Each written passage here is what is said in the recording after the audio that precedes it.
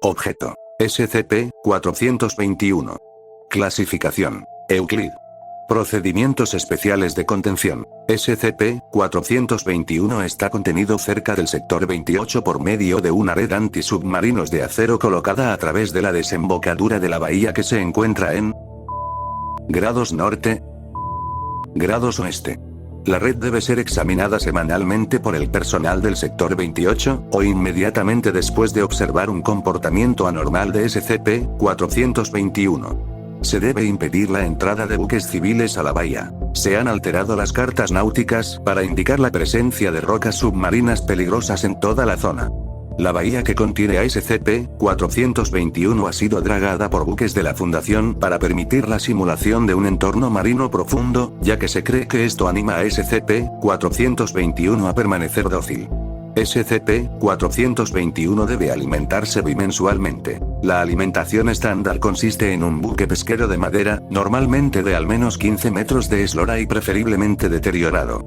El buque de alimentación debe flotar en el centro de la bahía de SCP-421 antes de ser hundido.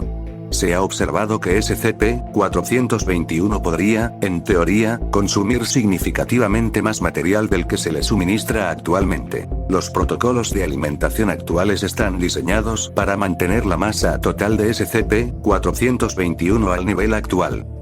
Descripción. SCP-421 es un organismo compuesto enteramente de madera flotante y otros residuos oceánicos.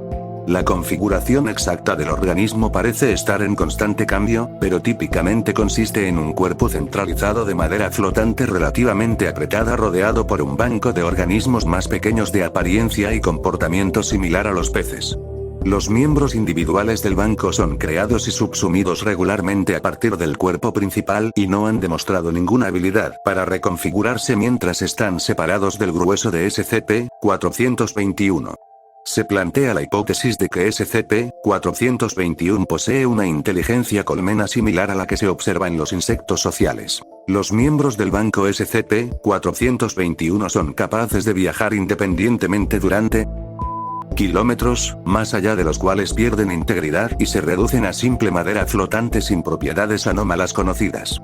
Aunque típicamente dócil, SCP-421 requiere un suministro regular de madera fresca para mantener su masa. La función del banco parece ser localizar el material adecuado y transportarlo al cuerpo principal, dentro del cual rápidamente se vuelve indistinguible de la gran masa de madera flotante.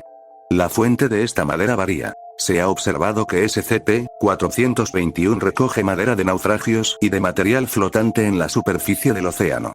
SCP-421 también ha sido observado atacando barcos, con el banco usualmente chocando en un solo punto debajo de la línea de flotación hasta que el objetivo vuelca para después despojarlo de todos los componentes de madera a su alcance. SCP-421 fue encontrado por primera vez en 1970 tras la inexplicable destrucción de un yate propiedad de datos borrados. Los sobrevivientes reportaron haber navegado a través de una inesperada masa de madera flotante que parecía estar moviéndose contra la corriente dominante. Poco después del contacto inicial con la masa, el yate fue agujerado y comenzó a hundirse rápidamente. Los informes de que la madera flotante parecía estar arrastrando partes del yate bajo la superficie fueron desestimados por los investigadores locales, pero atrajeron la atención de la Fundación, que asumió la responsabilidad del caso. Un extenso estudio submarino finalmente encontró algunos rastros del naufragio del yate. Se estima que faltaba un 80% de la estructura de madera del barco. Los informes esporádicos de incidentes similares continuaron a lo largo de las 2 décadas siguientes, durante las cuales se cree que SCP-421 fue responsable de la pérdida de buques al año. SCP-421 fue capturado en 1990 y trasladado a su actual ubicación de contención. Desde esta fecha se han registrado reportes de eventos similares a sus ataques. Se especula que todavía existe al menos otro banco de peces salvajes.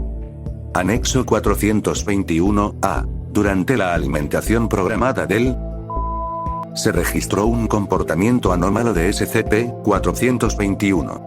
Se estimó que la recolección de los escombros del buque provisto era un 50% mayor a lo normal, lo que resultó en una asimilación mucho más rápida del material en el cuerpo principal del SCP.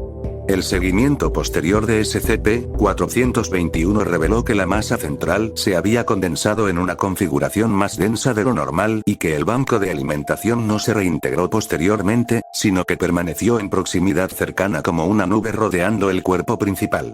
2 días después de la observación inicial del comportamiento anómalo, se observó que la masa central de SCP-421 se asentaba cerca del fondo marino. Se observó que una parte del banco salía de la nube y comenzaba a moverse alrededor del complejo en lo que se ha descrito como un patrón exploratorio, aparentemente en un esfuerzo por recuperar cualquier material que aún no hubiera sido subsumido por SCP-421. Aunque había disminuido en densidades de la alimentación, el seguimiento por ultrasonido del cuerpo principal pareció indicar la formación de una estructura sólida dentro de él, distinguible de la masa estándar de SCP-421 por no estar en movimiento constante. Sobre esta base, se autorizó el uso de un ROV para examinar el interior de la masa central. Tras el despliegue del ROV, el banco SCP-421 pareció agitarse. El ROV fue capaz de penetrar con éxito la nube exterior que rodea el cuerpo principal de SCP-421. El contacto se perdió poco después. Los restos del ROV fueron posteriormente subsumidos por la masa central de SCP-421. Se cree que esta es la primera vez que SCP-421 ha dañado un buque que no está fabricado con madera. La investigación está en curso.